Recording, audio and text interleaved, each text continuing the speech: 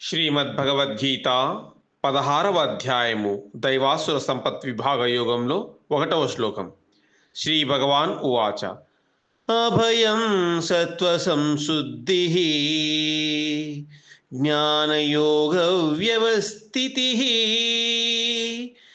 ధానం దమస్య యజ్ఞస్య స్వాధ్యాయస్తప ఆర్జవం.